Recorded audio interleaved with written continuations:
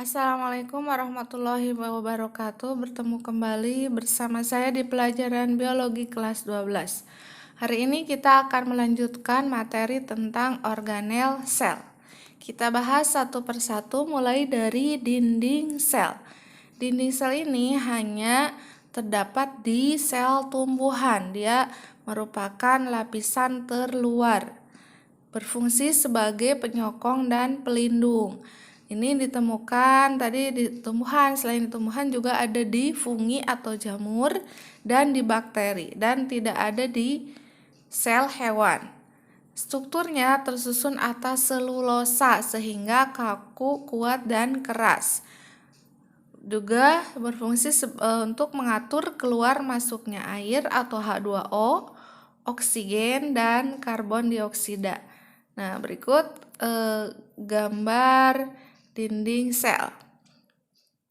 Selanjutnya organel membran sel. Nah, ini merupakan lapisan yang melingkupi permukaan luar sel, baik pada sel hewan ataupun pada sel tumbuhan.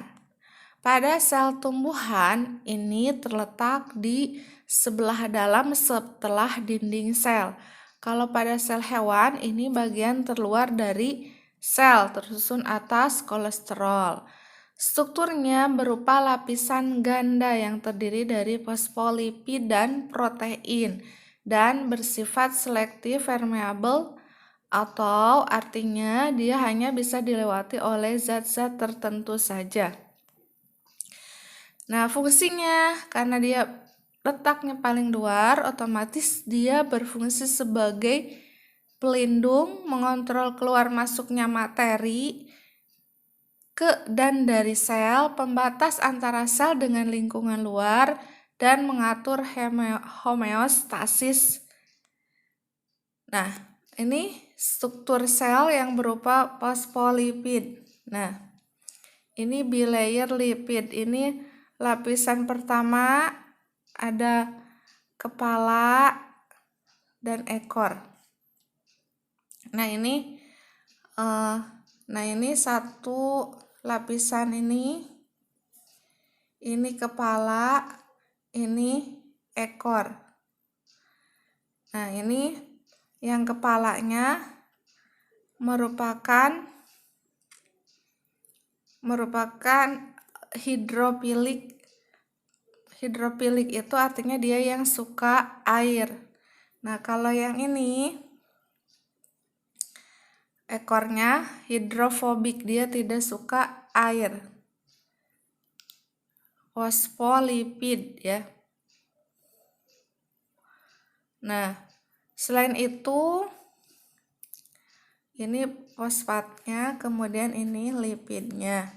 Selain itu, nah ini strukturnya di tengah-tengah ada yang namanya protein integral. Di pinggir-pinggir ada yang namanya protein periferal. Kemudian ada yang bercabang seperti ini, karbohidrat. Nah, ini struktur bilayer fosfolipid, terdiri dari dua lapisan fosfolipid. Selanjutnya sitoplasma. Nah, ini sitoplasma ini merupakan cairan sel, cairan pengisi sel, dan tempat mengapungnya organel-organel sel, tempat terjadinya proses metabolisme berlangsung. Ini tidak termasuk nukleus, membran sel, dan dinding sel. Organel-organel dalam sel ada RE atau retikulum endoplasma, Golgi, ribosom, lisosom, mitokondria, vakuola, plastida, sentriol, dan sitoskeleton. Nah, ini berada di atas sitoplasma. Nah, ini yang berwarna biru ini sitoplasma atau cairan pengisi sel, di mana di atasnya mengapung beberapa organel sel. Selanjutnya ada nukleus atau inti sel. Nah, isi di dalam nukleus itu ada anak inti atau nukleolus. Dia berperan dalam sintesis berbagai macam molekul RNA. Selain itu ada nukleoplasma atau cairan nukleolus tersusun dari protein. Selain itu ada juga butiran kromatin yang kalau menebal nanti menjadi kromosom. Di dalam kromosom terdapat DNA, nanti ada susunan genetik. Nah, ini susunan nukleus, di dalamnya ada nukleolus. Fungsinya menyimpan gen dan dalam kromosom dan sebagai pusat pengatur sel, mengorganisasikan gen ke dalam kromosom agar terjadi pembelahan sel. Kemudian membuat RNA sebagai protein pengkode mRNA, memproduksi ribosom di nukleus, menguraikan DNA untuk mereplikasi gen. Tapi pada intinya fungsi dari nukleus itu sebagai otaknya atau pusat pengatur pengendali seluruh kegiatan sel. Kemudian ada selanjutnya RE atau retikulum endoplasma. Ada dua macam, ada yang retikulum endoplasma halus, ada yang retikulum endoplasma kasar. Nah, ini biasanya letaknya dekat dengan dengan inti, ya, sebelahnya inti. Retikulum endoplasma halus ini retikulum endoplasma yang tidak dilekati oleh ribosom. Nah, yang titik-titik seperti ini ribosom. Kalau retikulum endoplasma kasar ini yang ditempel dilekati oleh ribosom. Selanjutnya, nah, retikulum endoplasma itu seperti saluran, ya, dia berlipat-lipat. Fungsinya mentransfer materi-materi di dalam sel. Nah, strukturnya merupakan membran atau tabung yang saling terhubung. Di RE halus tadi sudah dijelaskan tidak ada ribosom, kalau RE kasar tadi dilekati oleh ribosom. Sekarang ribosom. Nah, letaknya ada yang menempel di RE, di retikulum, ada juga yang bebas mengapung di sitoplasma atau sitosol. Fungsinya sebagai tempat sintesis protein dan rRNA atau ribosom RNA. Nah, ini kalau diperbesar ribosom yang titik-titik seperti tadi, seperti ini. Ada yang unit besar, ada yang unit kecil. Selanjutnya, badan Golgi. Badan Golgi ini seperti kepingan-kepingan yang menumpuk. Ini badan Golgi tersusun dari kantong-kantong pipih dan vesikel. Fungsinya memodifikasi protein yang dibuat sel, membungkus dan mengekspor protein. Kemudian selanjutnya lisosom. Nah, ini hanya terdapat di sel hewan. Ini organel yang memakan bagian sel yang sudah mati. Dia mengandung enzim pencerna. Struktur ukurannya kecil, dilapisi membran. Fungsinya memecah molekul besar menjadi molekul kecil dan menghancurkan organel sel yang sudah tua menjadi lisis atau hancur. Makanya namanya lisosom. Nah, selanjutnya mitokondria atau the power of house. Nah, ini gambar mitokondria.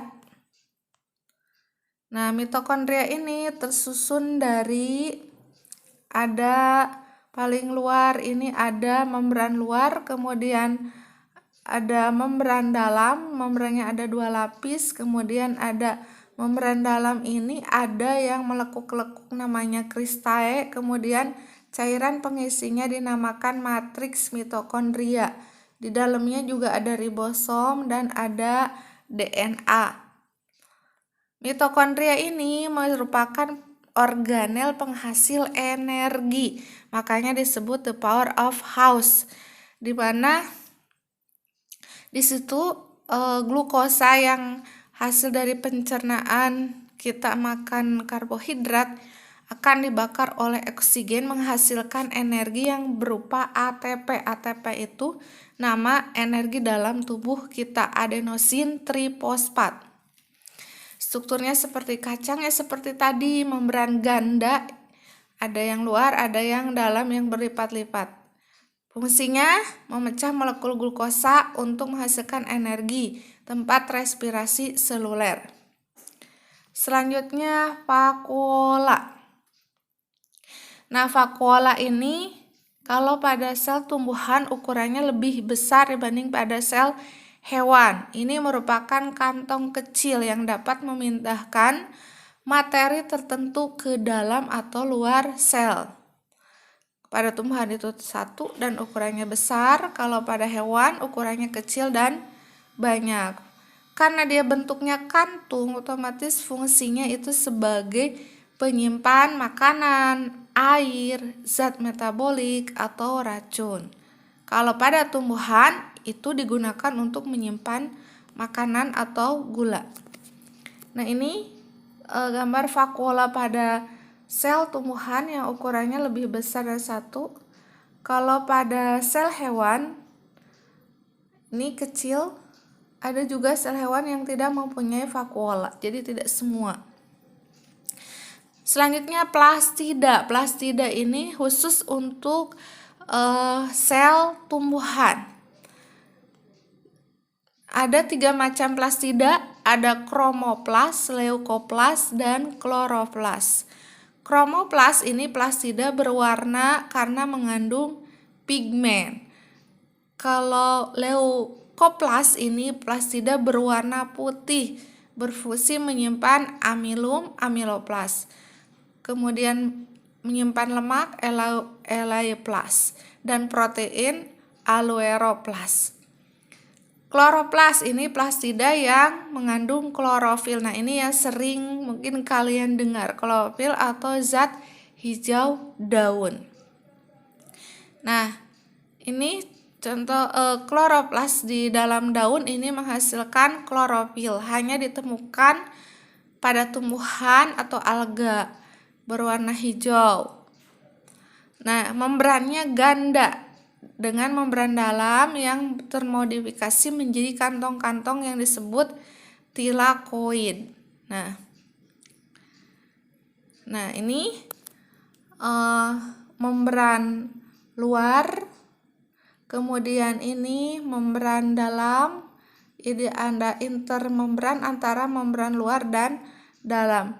Kemudian ini yang bagian terang, ini cairan yang dinamakan yang namanya stroma. Kemudian ini ada kepingan-kepingan.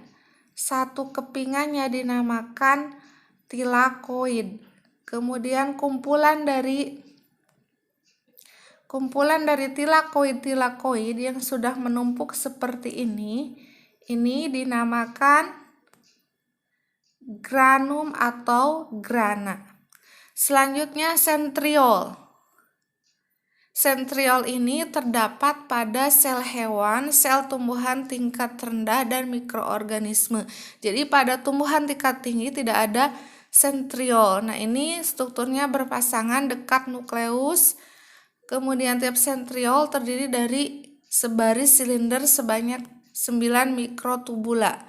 Fungsinya memisahkan kromosom selama mitosis. Jadi dia berfungsi untuk pembelahan sel. Kemudian sitoskeleton atau rangka pada sel. Ada 3 jenis rabut, ada mikrofilamen, mikrotubulus, dan filamen antara.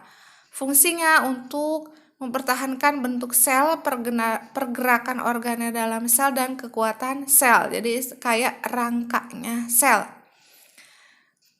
Mikrofilamen ini bentuknya seperti benang. Kemudian filamen intermediate. Kemudian ada mikrotubula yang serat panjang yang berbentuk spiral. Nah, ini bentuk sitoskeleton. Ini intermediate filamen, yang ini mikrofilamen, ini mikrotubula. Selanjutnya silia dan flagela ini alat gerak pada sel dan ini hanya terdapat pada mikroorganisme. Contohnya kalau flagela itu pada bakteri atau pada euglena yang termasuk ke protista. Kalau silia itu contohnya pada protista ciliata, contohnya paramecium. Nah, itu organel-organel sel, baik sel hewan, tumbuhan, dan mikroorganisme. Untuk pertemuan kali ini kita tutup dengan baca hamdalah bersama-sama. Alhamdulillahirrahmanirrahim. Assalamualaikum warahmatullahi wabarakatuh.